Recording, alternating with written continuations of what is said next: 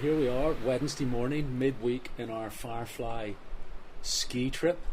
It's amazing. And a few of us have decided to not go skiing today, so the achievers and the producers have all gone off to ski, and here we are chilling out. So we've had our sauna, our yoga, today. Drinking water, and here I am with Suzanne Hamilton.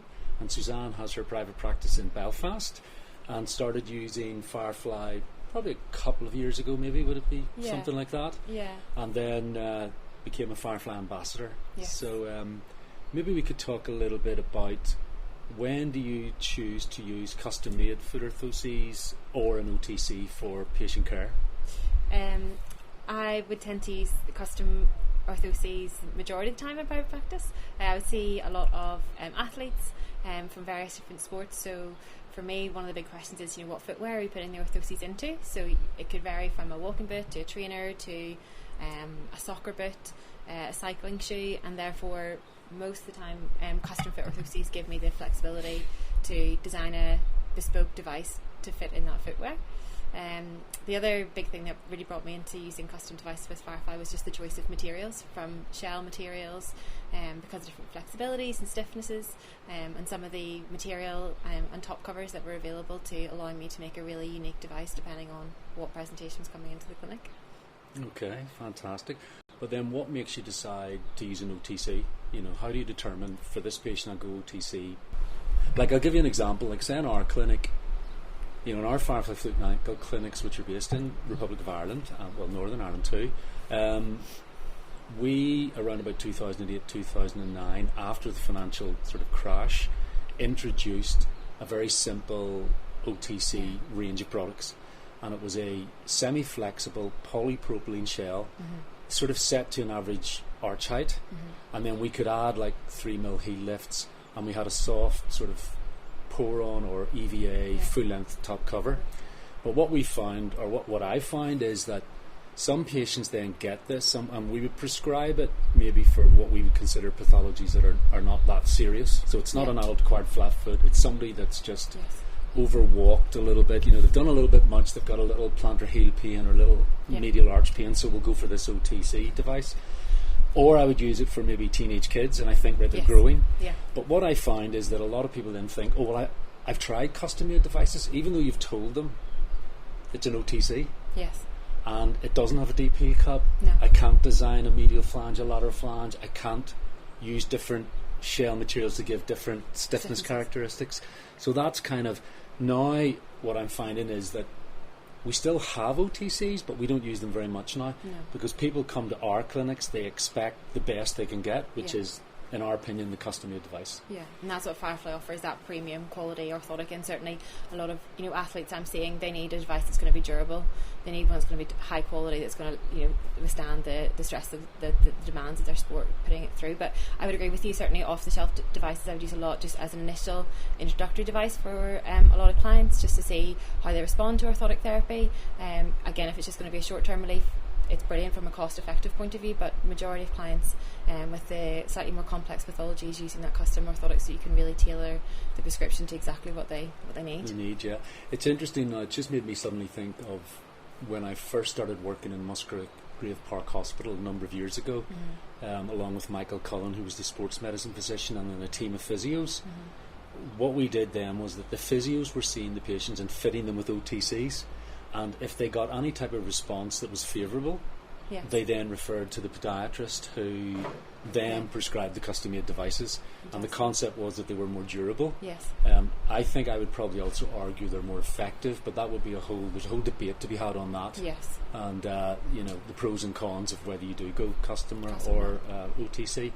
So another thing then, tell us about your current private practice, because I know that in the space of something like less than a year, you're expanding to like 4 days a week now. It's booked out really quickly. So tell us how you've done this. How have you achieved this? A lot of it came through just time spent off during COVID. We were off for 8 weeks, and it made me really consider, what my next step was, what did I want to achieve, and for me, I really wanted to step into that sports medicine field, and I felt like it had to move out into an environment that was going to allow me to offer that unique podiatric sports medicine facility. So the opportunity came up to take a room in a physio practice in East Belfast, who already do a lot of sports medicine work.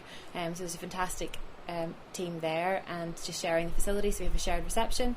I use my own practice software with TM3, and there's an online booking system there, so it all came about very, very naturally, and the space is fantastic. It's a beautiful big room for the treadmill and any of my equipment, the ultrasound machine, and it's been brilliant. So that was 11 months ago, so it's fantastic. So that's it's pretty quick to build it so quickly in 11 months, but you must have a good source of referrals then to do that. A lot of my referrals would come through just physiotherapists, some of the sports medicine doctors, GPs, and again, I think a lot of it is because these are clients that are looking at specific sports medicine approach towards some of the injuries that they're seeing, which is quite unique. How did you get to the position that they know to refer to you? I think through just networking and putting the word out there. Social media has been very, very important to growing my business, in terms of highlighting, what services we offer and how we can help, and that has certainly had a big influence in terms of referrals. And okay, so I mean that's really interesting. So social media back in my day obviously didn't exist. We didn't have phones, which is another story, right? We had, we used to dial it, come on. We did. That's what we had. We learned how we could tap it when my parents put a lock on it.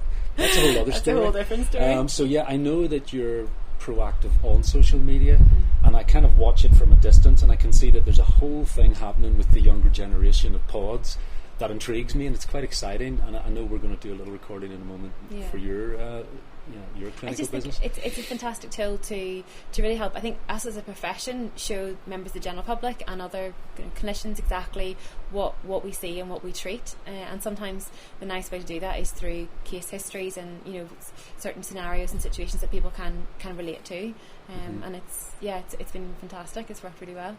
And the first time that we kind of started to communicate was where we were giving you some sort of technical support with regard to a Richie Brace. Yes. And I remember it was for a foot drop pathology. Yeah. And you contacted me and said, okay, this is the first time I'm going to prescribe a Richie Brace. What do I need to do? Yeah. So tell us about that experience, because I think that's very unique to Firefly in terms of the technical support, in the sense that we are clinicians. What we want to do is work with podiatrists, so we're podiatrists for podiatrists. Absolutely.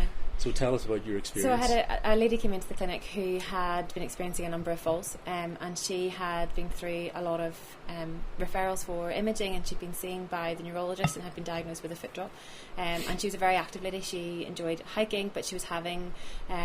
she wasn't able to participate because she was falling because of the foot drop, and she had tried a couple of off-the-shelf braces, which just weren't comfortable and they weren't functional. They weren't allowing her to return to the level of walking that she wanted, and I knew straight away that the next option that would be suitable would be a Richie Brace. But it was something that I hadn't used in my practice, but I thought this is a perfect opportunity to learn and to start. And I remember straight away after I had seen the lady, I'd contacted yourself, and you had walked me through that process and learning and understanding the prescription form and how we can design that, and we had a fantastic outcome, and she wears the brace very comfortably and happily, and she's back walking, doing hill walking, and it's been fantastic. But for me, just having that open conversation and being able to contact yourself, WhatsApp, yes, WhatsApp, photographs, phone calls has been really, really important. And I think it's an ethos I've carried through now into all of my other clients that I'm seeing, even and again starting to use more Richie Braces,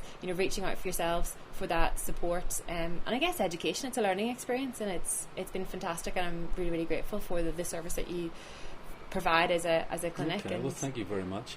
I think that it's for a lot of people, at an undergraduate level or even postgraduately, we've never been taught AFO use. No.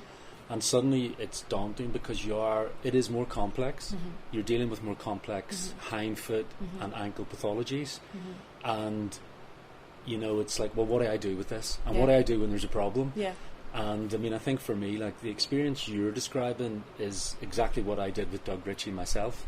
I went out to Seal Beach in California, and Doug said, right, okay, this is how we do it.